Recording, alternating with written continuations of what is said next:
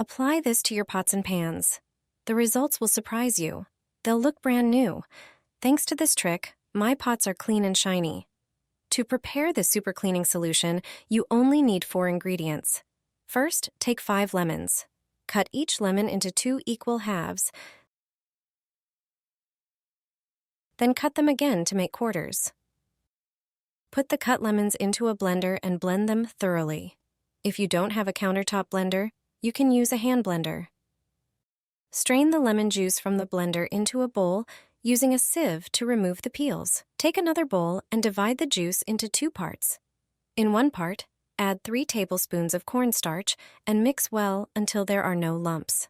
In the other part, add 1 tablespoon of baking soda and mix thoroughly. Then, add 1 tablespoon of sugar and mix again.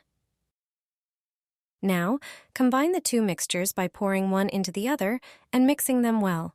Your pot and pan cleaner is now ready. Simply apply it to a burnt pot. Wait a few minutes, and then scrub the pot with a scouring pad. You'll see the results almost immediately. Use this trick, and your pots will look like new.